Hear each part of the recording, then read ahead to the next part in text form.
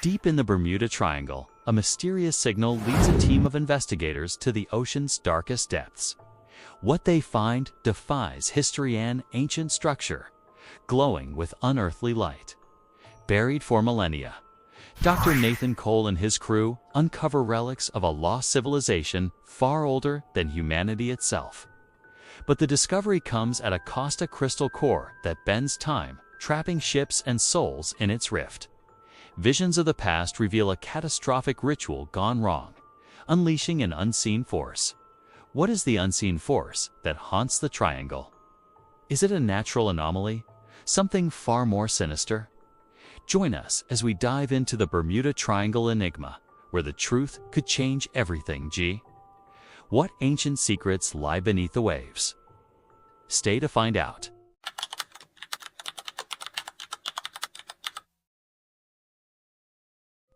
The Bermuda Triangle enigma. A deep-sea investigation uncovers ancient secrets. The Atlantic Ocean stretched endlessly before the research vessel Odyssey dawned. Its surface a deceptive calm under a sky streaked with the amber hues of dawn. Dr. Nathan Cole stood at the helm, his weathered hands gripping the railing, his gray eyes scanning the horizon where the Bermuda Triangle's invisible boundaries loomed. At 52, Nathan had spent decades chasing the ocean's mysteries. But this expedition felt different, uneasy knot tightening in his gut. The Triangle, a region infamous for swallowing ships and planes without a trace, had claimed over 1,000 lives in the last century alone. Nathan's team of 6, a mix of marine biologists, engineers, and historians, buzzed with anticipation on the deck below, their voices muffled by the hum of the ship's engines. They were here because of a signal, an anomalous, rhythmic pulse detected on the ocean floor by a NOAA buoy just 2 weeks ago. The signal's frequency didn't match any known marine activity, and its source lay 3,000 meters below the surface in one of the triangle's deepest trenches. Dr. Cole, the submersible's ready, called Alina Vasquez, the team's lead engineer, her voice sharp with focus.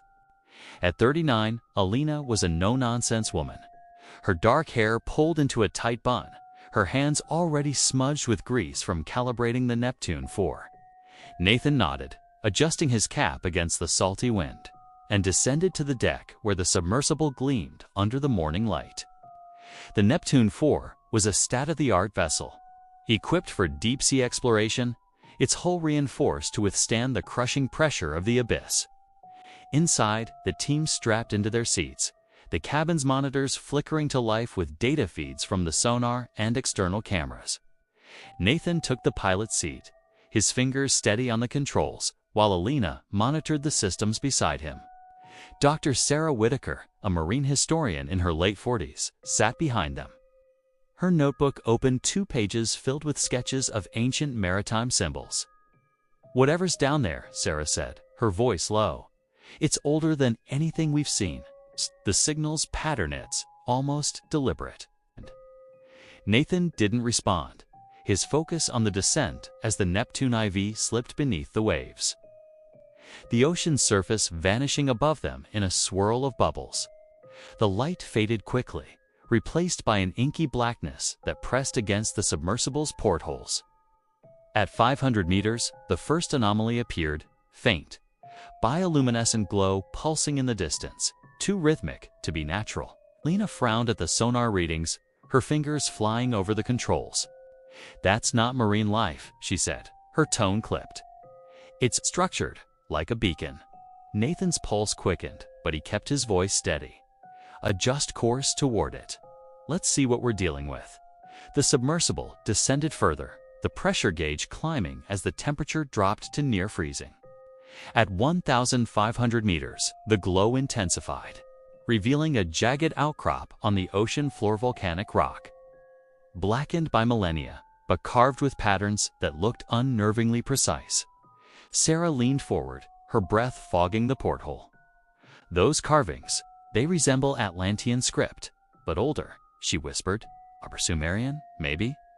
The mention of Atlantis sent a ripple of tension through the cabin, but Nathan kept his focus on the controls. At 2,800 meters, the signal's source came into view, a massive structure half buried in sediment. Its shape a perfect hexagon, its surface shimmering with an otherworldly light. It wasn't a shipwreck or a natural formation, it was architecture. Deliberate and ancient, its edges lined with glowing crystals that pulsed in sync with the signal. "My God," Alina breathed, her hands trembling on the controls. "That's not human. Not modern human, at least." Nathan's mind raced, years of skepticism clashing with the undeniable evidence before him. The Bermuda Triangle had always been a magnet for wild theories, magnetic anomalies, rogue waves, even extraterrestrial activity. But this was something else. "Record everything," he ordered, his voice tight. "We need samples, scans, the works." The team sprang into action, the submersible's robotic arms extending to collect sediment around the structure. But as the arms made contact, the crystals flared brighter. A deep hum reverberating through the water, vibrating the Neptune 4's hull. The monitors flickered, static crackling across the screens, and the sonar emitted a high-pitched whine. "Systems are overloading," Alina shouted, her hands flying over the controls. "We need to back off now." Nathan pulled the submersible back, but the hum grew louder, a sound that seemed to resonate in their bones. The water around them shimmered, currents swirling unnaturally. And then a flash of light, blinding, as if the ocean itself had ignited. When the light faded, the structure was still there, but the crystals now glowed a deep, ominous red. Their pulses faster, more aggressive. Sarah's voice broke the silence, her tone laced with fear. "That wasn't just a reaction," she said. "It was a warning." Nathan's hands tightened on the controls, his mind racing with questions he wasn't sure he wanted answered. The signal had led them here to a discovery that could rewrite history or end it. And as the Neptune 4 hovered above the ancient structure, the ocean around them seemed to hold its breath, waiting for their next move. And as the Neptune 4 hovered above the ancient structure, the ocean around them seemed to hold its breath, waiting for their next move. The Neptune 4 hovered 3,000 meters below the surface, its lights casting an eerie glow across the hexagonal structure that loomed before it. Dr. Nathan Cole adjusted the submersible's controls, his hands steady despite the unease gnawing at his chest. The red glow of the crystals pulsed with a rhythm that felt alive, a silent challenge to the team inside the cramped cabin. Alina Vasquez's fingers danced over the diagnostic panel. Her brow furrowed as she tried to stabilize the flickering systems. "Power levels are holding," she said, her voice tight with concentration. "But that hum is interfering with everything. We need to be quick." Dr. Sarah Whitaker leaned closer to the porthole, her breath fogging the reinforced glass as she studied the structure's surface. The carvings she had glimpsed earlier were now clear geometric patterns, spiraling lines and symbols that predated any known human script. "Those aren't natural formations," she murmured, her historian's mind racing. "This could be evidence of a lost civilization, older than Atlantis." Nathan exchanged a glance with her, his skepticism warring with the evidence before his eyes. The Bermuda Triangle had always been a puzzle, its disappearances attributed to everything from magnetic anomalies to human error. But this structure suggested something far more deliberate, a relic buried by time and tide. "Let's deploy the ROV," he decided, nodding to Alina. The remotely operated vehicle detached from the Neptune 4, its cameras worry as it descended toward the ruins. The ROV's lights revealed more of the structure, its edges sharp and deliberate, its surface encrusted with coral and sediment from thousands of years. At 100 meters from the hexagon, the ROV's manipulator arm brushed against a crystalline outcrop, sending a ripple of light across the ruins. The team held their breath as the cameras zoomed in, revealing a chamber beneath the structure's surface. Inside, shadows moved, statues or relics, their forms obscured by the murky water. "We need to go in," Sarah said, her voice trembling with excitement. That could be the key to understanding the signal. Nathan hesitated, the red glow and earlier flash of light replaying in his mind. The warning Sarah had sensed felt too real, but the scientist in him couldn't resist the pull of discovery. Alina prepped the exterior suits, he ordered. We'll take 2 at a time. Sarah, you're with me. Alina nodded, unlocking the suit locker as the team prepared for the dive. Minutes later, Nathan and Sarah emerged from the airlock, their suits pressurized against the crushing depth. The cold hit them instantly, the water a black void pierced only by their helmet lights. They swam toward the chamber, the hexagonal structure rising like a monolith from the ocean floor. At 10 meters from the entrance, the red glow intensified, casting their shadows against the coral-covered walls. Sarah pointed to an opening, its edges lined with crystals that pulsed in sync with the hum. Inside, the chamber was vast, its ceiling lost in shadow. Its floor littered with debris-broken pottery, rusted metal, and bones. The bones were human, their skulls elongated, their sockets unnaturally wide, suggesting a people unlike any recorded. "My God," Sarah whispered over the comms. "These could be from a pre-human civilization. Look at the tool's obsidian blades, perfectly shaped." Nathan floated closer, his light catching a metallic object half buried in the silt. It was a disc, its surface etched with circuits that glowed faintly, too advanced for any ancient culture. "This isn't Stone Age technology," he said, his voice low. "It's mechanical, like a power source." As he reached for it, the disc flared, a shockwave rippling through the water, knocking them back. The crystals in the chamber blazed red, their hum rising to a deafening pitch. Elena's voice crackled over the comms from the Neptune IV.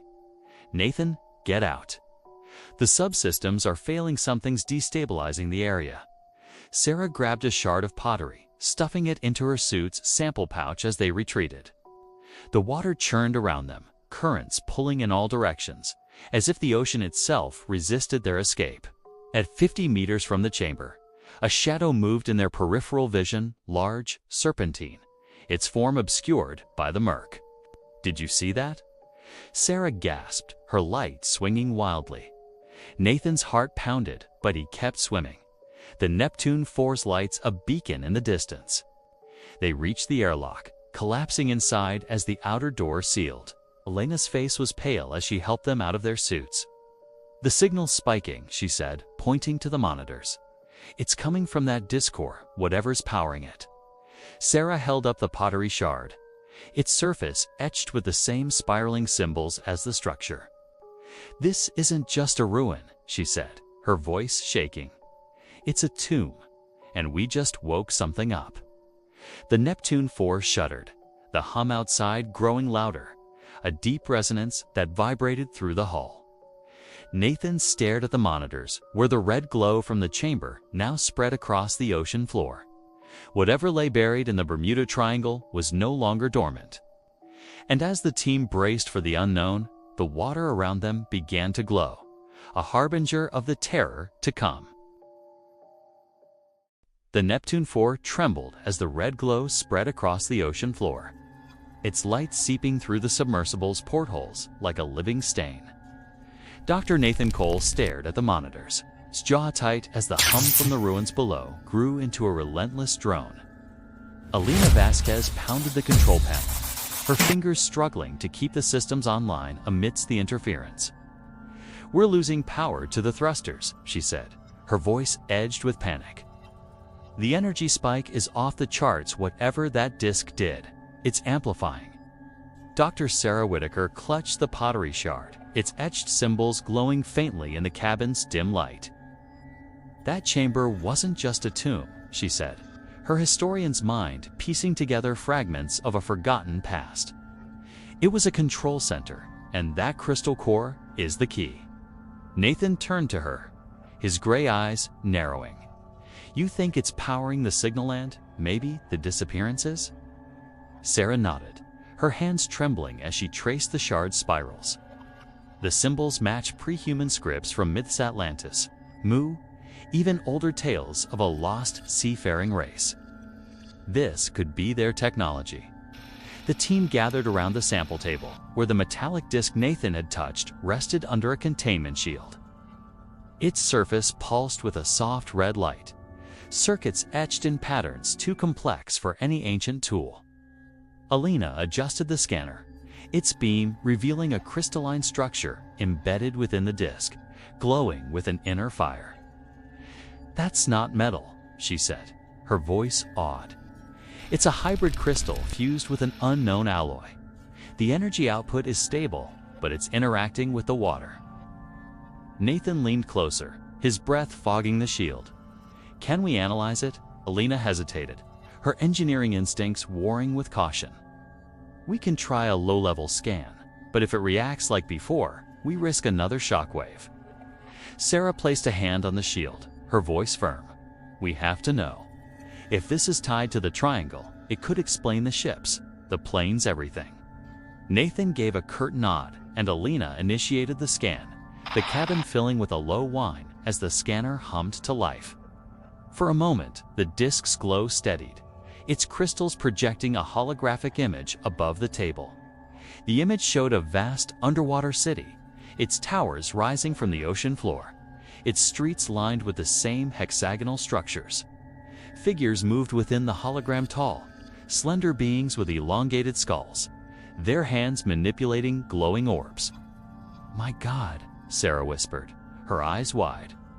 "That's them, the people from the chamber. This is their legacy."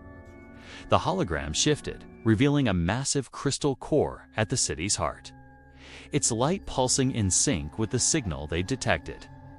Suddenly, the image distorted, showing ships and planes vanishing in flashes of red light, their crews screaming silently. The scan cut off, the disc flaring violently, and the Neptune IV rocked as a shockwave rippled through the water. "Shut it down," Nathan shouted, grabbing the console as Alina scrambled to comply. The lights flickered and the monitors went black, leaving the cabin in near darkness save for the disc's glow. Alina cursed under her breath, rebooting the systems. "The core's active now," she said, her voice grim. "It's broadcasting a signal stronger than before, directed upward." Sarah stared at the disc, her mind racing. That wasn't just a recording. It was a warning or a trigger. They used this technology to protect something or to destroy it. Nathan's thoughts turned to the Bermuda Triangle's history, hundreds of vessels lost, their fates unexplainable by science. Could this crystal core be the source, a weapon or shield left by a vanished race? "We need to get it to the surface," he said, his voice resolute. "But we can't risk another reaction down here." Alina shook her head, pointing to the data logs. "The energy field is expanding. If we move it, we might destabilize the entire area." The cabin fell silent, the hum outside growing louder, a deep resonance that vibrated through their bones. Sarah glanced at the porthole, where the red glow now illuminated a swirling current, its edges shimmering with an unnatural sheen. "That's not water movement," she said, her tone laced with dread. "It's a rift something the core is opening." Nathan followed her gaze, his heart sinking as the current widened, revealing glimpses of twisted metal wreckage from ships long lost. The disc pulsed faster, its light casting their reflections as distorted shadows on the walls. "We're out of time," Alina said, her hands poised over the controls. "If that rift grows, we could be next." Nathan clenched his fists, weighing their options. They couldn't abandon the core, but staying risked annihilation. "Prepare to surface," he ordered, his voice steady despite the fear. "We'll take it up, but slowly monitor the field every second." The Neptune IV began its ascent, the crystal core secured in its containment unit, its glow casting an ominous light through the cabin. At 500 meters, the rift below pulsed, a deep groan echoing through the water. Sarah pressed her face to the porthole, watching as the wreckage vanished, replaced by a void that seemed to stare back. "It's alive," she whispered, her voice breaking. and it knows we're here. The submersible shuddered, the hum reaching a crescendo. And the last thing they saw before the darkness closed in was the rift widening, its edges glowing with a hunger that spanned eons. The Neptune 4 ascended through the inky blackness of the Atlantic, its hull groaning under the strain of the rising pressure. Dr. Nathan Cole gripped the controls, his knuckles white as the submersible fought against the swirling currents below. The crystal core, secured in its containment unit, pulsed with a deep red light, casting eerie shadows across the cabin. Alina Vasquez monitored the energy readings, her face pale as the numbers climbed beyond safe levels. "The rift is expanding," she said, her voice trembling. "It's pulling us back. We're losing ground." Dr. Sarah Whitaker pressed her hands against the porthole, her eyes fixed on the void below, where the red glow now formed a swirling vortex. "It's not just a rift in space," she whispered, her historian's mind racing. "It's a rift in time." Nathan turned to her, his brow furrowed. "Time? What are you saying?" Sarah pointed to the wreckage. They'd glimpsed ships and planes, some modern, some ancient, all suspended in the void. "That wreckage spans centuries," she said, her voice urgent. "The core isn't just a power source. It's manipulating time, trapping everything that gets too close." The cabin shuddered violently. The hum from the core grew into a deafening roar. Alina slammed her hand on the console, rerouting power to the thrusters. "We're at 1,000 meters, she shouted over the noise. "But the energy field is distorting our navigation. Compasses are spinning." Nathan's mind flashed to the Bermuda Triangle's history, countless vessels lost, their last transmissions filled with panic, compasses failing, clocks stopping. Could this core be the cause? A device bending time itself? Before he could respond, the rift pulsed, a wave of red light washing over the submersible. The monitors went haywire, displaying static, then images, flashes of the ocean's surface. But wrong. They saw a wooden ship with tattered sails, its crew in colonial uniforms, screaming as the sky above turned red. The image shifted to a World War II plane, its propellers stalling as the pilot's voice crackled through static. "We're lost. Time. Wrong." Sarah gasped, clutching the pottery shard she'd taken from the ruins. "These are the missing," she said, her voice breaking. "The Corets showing us what happened to them." The visions continued, each more vivid than the last. They saw the ancient underwater city from the hologram, its tall inhabitants performing a ritual around the crystal core. The beings raised glowing orbs, chanting in a language that echoed through the submersible, their voices a haunting chorus. The core flared, and the city shook, the ocean rising in a wall of water as the inhabitants fled. "They activated it," Sarah murmured, her eyes wide. "They tried to control it, but it backfired." The vision changed again, showing the Odyssey dawn, their own ship, on the surface. But the sky above was fractured, stars blinking out one by one. Elena's voice cut through the haze, sharp with fear. "Nathan, the core's energy is spiking again. We're caught in its field." The submersible jolted, the cabin spinning as if caught in a whirlpool. Nathan's vision blurred, time itself seeming to stretch and contract. He saw himself as a child, standing on a beach, then as an old man, his hands trembling on the same controls. Sarah screamed, her hands clawing at the air as she saw her own past her first dig. Her father's funeral flashing before her eyes. Elena slumped in her chair, muttering in Spanish, her childhood memories colliding with the present.